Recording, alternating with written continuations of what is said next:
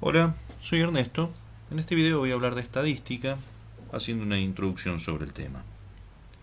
Consideremos que tenemos una magnitud numérica aleatoria, que llamaremos variable aleatoria. Es decir, el resultado de esta magnitud no es determinista, sino que está dado por el azar. Consideremos también que tenemos una muestra de esta magnitud tomada de un universo. Para clarificar estos conceptos vamos a dar un par de ejemplos. Primer ejemplo, registrar las alturas de 1000 personas tomadas de una ciudad de 1.317.451 habitantes. En este caso, la variable aleatoria es la altura de una persona. La muestra está dada por estas 1000 personas y el universo es la totalidad de los habitantes de la ciudad. Otro ejemplo, registrar el número obtenido al arrojar 400 veces un dado de 6 caras para ver si está cargado. En este caso, la variable aleatoria es el número que salió en el dado. La muestra son estas 400 veces que se realizó el experimento aleatorio y el universo son las infinitas posibles tiradas porque podríamos seguir tirando el dado indefinidamente. Concentrémonos ahora en el segundo ejemplo, arrojar 400 veces un dado de 6 caras. Como arrojar un dado 400 veces es muy tedioso, escribí un pequeño código en Python para simularlo. Veamos ese código. El código es este de aquí. Voy a ejecutarlo y aquí tengo el resultado de la ejecución. Aquí está la lista de los 400 números y aquí me informa que salió 61 veces el 1, 66 veces el 2, 66 veces el 3, etc. Voy a volcar todos estos datos en una planilla de cálculo. En esta planilla tengo en la primera columna la variable aleatoria, que puede tomar los valores del 1 al 6. Aquí voy a escribir la frecuencia absoluta y aquí la frecuencia relativa. La frecuencia absoluta es cuántas veces salió cada número. Entonces veamos, de vuelta es 61, 66 y 66. 61, 77, 69.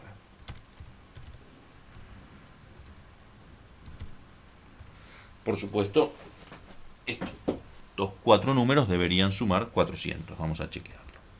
Entonces escribo suma de estos 6 números y me dio 400. La frecuencia relativa es ver qué fracción representa este número de este total. Entonces tendría que hacer la cuenta 61 dividido 400. Entonces voy a escribir igual este número, B3, dividido, tendrías que escribir B9. Lo voy a escribir entre pesos, así al copiar y pegar no me modifica la celda de referencia. Bien, aquí tengo la proporción de estas cantidades respecto de 400 para los 6 resultados. Lo puedo pensar también en porcentajes. Esto es 15,25%, 16,5%, el 5 salió más veces, 19,25%. Estos 6 números, por supuesto, deberían estar sumando 1. Bien, podría ver cómo representar estos datos. Estos 6 datos pueden representarse de esta manera con un diagrama de barras. Cada una de estas barras representa la cantidad de veces que salió el número. Vemos que la altura de la barra en el eje vertical está mostrando la cantidad, es decir, la frecuencia absoluta de cada uno de los resultados de mi variable aleatoria. ¿Qué pasa si hago lo mismo con las frecuencias relativas?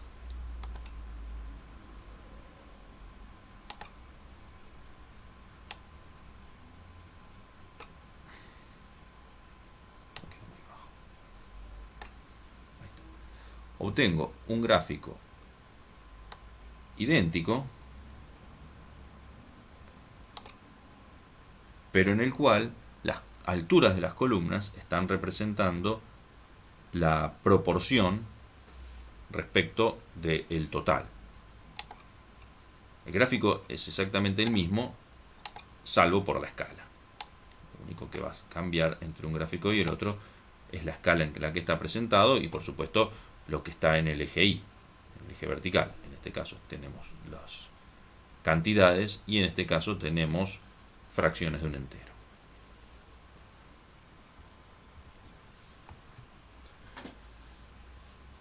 Entonces tenemos que un diagrama de barras es un gráfico con el que se representan los datos que provienen de una variable aleatoria discreta. ¿Qué es una variable aleatoria discreta? Una variable en la cual los valores que pueden tomarse son finitos o finitos numerables. En este caso, la variable puede tomar los valores 1, 2, 3, 4, 5 o 6, de modo que es una variable aleatoria de rango finito, por lo tanto discreta. Hay dos tipos de diagramas de barras, el de frecuencias absolutas, en el cual las alturas de las barras indican las cantidades de realizaciones, y el otro, que es el de frecuencias relativas, en el cual las alturas de las barras indican la proporción de realizaciones respecto del tamaño de la muestra. Los dos que vimos antes. Veamos el otro ejemplo. Registrar las alturas de 1000 personas, supongamos adultas. En este caso, la variable aleatoria, vamos a decir que es continua, porque los valores que puede tomar son infinitos, no numerables. Suponemos que la altura de una persona está entre 90 centímetros y 220 centímetros, por poner algunos valores máximo y mínimo. Los valores que podría tomar la altura de una persona son los infinitos valores que están comprendidos en ese intervalo. Por lo tanto, estamos ante una variable aleatoria continua.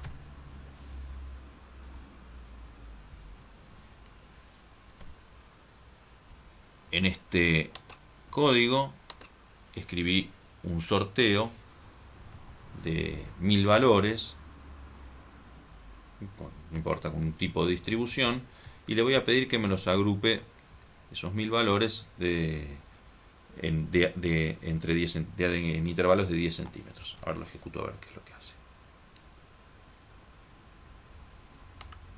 Entonces, primero tenemos aquí están los valores que sorteó, son un montón, son 1000, sigue para arriba esto, y tengo entre 80 y 90 tengo 0, entre 90 y 100 tengo 0, entre 140 y 150 salieron 104, etc. Entre 210 y 220 salió uno solo, etc. Cada uno de estos intervalos se llama intervalo de clase. Y este gráfico que me salió se llama histograma, que consiste en agrupar los datos en intervalos de clase y mostrarlos como barritas cuya altura es la cantidad de realizaciones dentro de cada uno de los intervalos.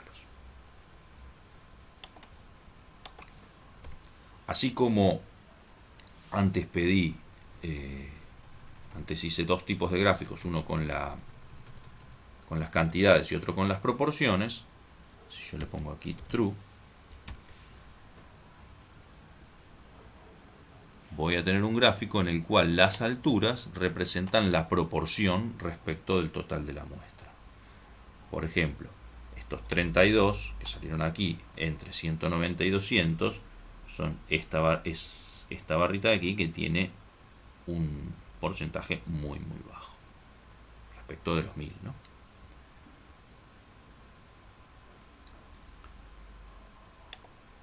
Esa fracción, además, va a representar la probabilidad de que si yo tomo una persona al azar haya caído dentro de ese intervalo.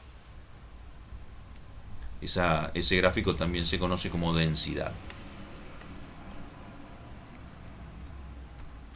Bien, aquí hice otro código en el cual voy a mostrar que yo puedo agrupar las clases de la manera que se me ocurra. Aquí los agrupé de 10 en 10, aquí los voy a agrupar de 20 en 20. Vamos a ejecutarlo a ver cómo se ve esto. Aquí tenemos para una misma muestra, que es esta de aquí, dos maneras de representarla. Es decir, no existe una única manera de agrupar en intervalos de clase, sino que uno como estadístico debe decidir cómo va a representar los datos de acuerdo a lo que quiera ver en ellos.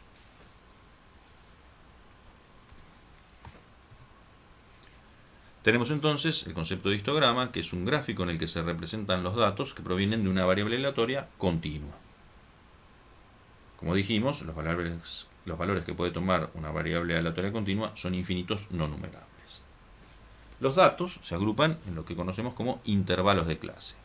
Igual que antes teníamos el histograma de frecuencias absolutas, en donde las alturas de las barras indican cantidades de realizaciones, y el histograma de frecuencias relativas o densidad, en el cual las alturas de las barras indican la proporción de realizaciones respecto del tamaño de la muestra. Bueno, espero haber sido claro en todo lo que dije y nos vemos en otro video.